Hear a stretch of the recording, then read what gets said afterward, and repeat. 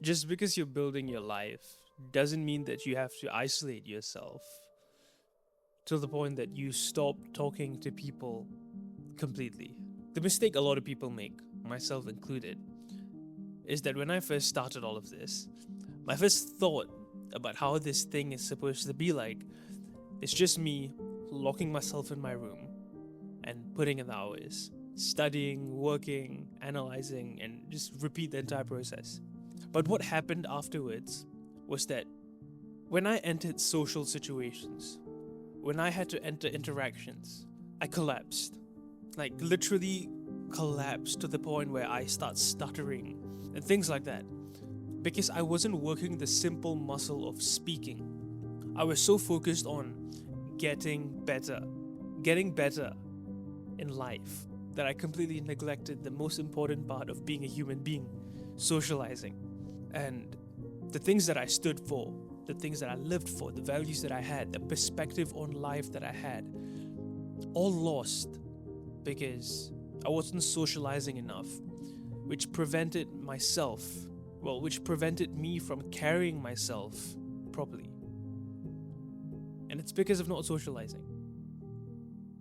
I'm not telling you to go out to parties, clubs, or bars and start talking to people just because you want to socialize.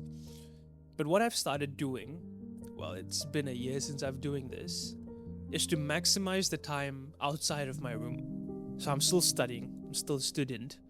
So if you're a student, you can probably understand this. If you're an entrepreneur or someone who's just building their life in school, you gotta treat school as the only place to socialize. That is one thing you can do. I'll talk about the second thing you can do later on, but treat school like this place where you farm social XP. You don't have to join CCAs, co curricular activities, or clubs, or anything like that. You just need to work on the muscle, which is your mouth, to speak.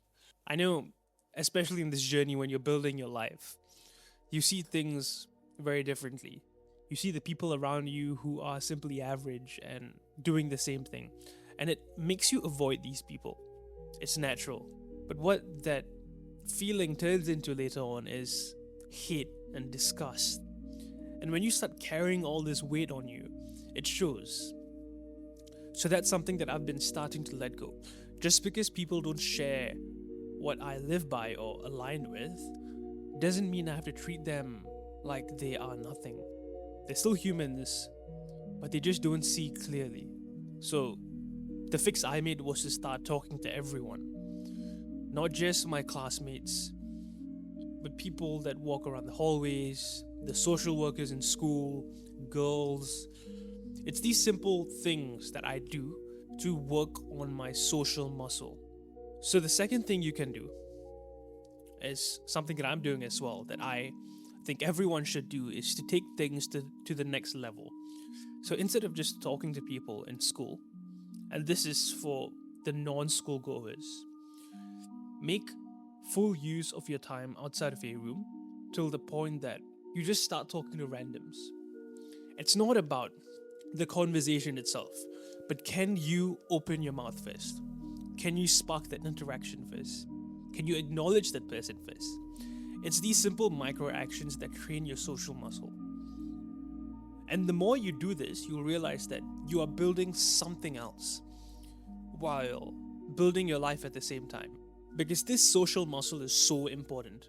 I didn't realize it at first because I thought if I built a business or built something external, my life would change. But this social muscle, this social aspect of everything, it's so important. Because if you don't have people skills, you're done. You are cooked in this world. If you don't know how to read and understand people at not it doesn't have to be an advanced level, but a level above the average, you're done. So that's what I did really. I just started making conversations. I started them every single time. When I'm in the lift, I make eye contact, I smile. When I'm in the grocery store, I try to talk to all the staff there. I even start random conversations with, strangers. Like when they're picking up their fruits, I would just start a simple convo by saying, "So how do you know like you're picking the correct fruit?" Or "How do you know which fruit is ripe enough. Simple things like that. It isn't really about the conversation, but it's how well can you stay under that social pressure without collapsing. That's a real skill. And you just do this over and over again, and you realize that you can be so much more than just some guy who is building something in his room, locking himself away from the real world. I think that's the problem. Yeah, it's cool to lock yourself in your room. It's cool to maximize your time doing things that not many people are doing. It's good, it's fun, yes. But what about the most important thing us humans have? Our mouth, our feelings. It's these simple things that we turn off and use less because we want to build our life. Don't use it as a cope. Don't make the mistake I made. And that is something I would tell a younger version of myself, to start talking more, to make conversations more, to get comfortable under pressure. That's the key thing that you're working on. If you say that you're building your life, but you can't take a compliment from someone without collapsing, you can't talk to a girl out of the bloom, you can't talk to people out of the bloom, you're fucked.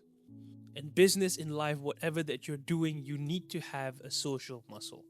So start somewhere, right? Everyone has to start somewhere. Whatever that you do in your day, just think about this. I just need to maximize the time outside of my room. And how do you maximize it? Think of every interaction as experience for training your social muscle, an opportunity to train your social muscle. You don't have to go in perfect and have the smoothest conversation. You can fail, you can crumble, so what? But as long as you're testing that muscle under pressure, you're growing. That's the best advice I can give someone who is locking in. Locking in is kind of not the thing anymore, I would say. Because once you lock in, you slowly use that social muscle less. And what happens when you use something less? The body doesn't seem to need it anymore, so it'll slowly get rid of it.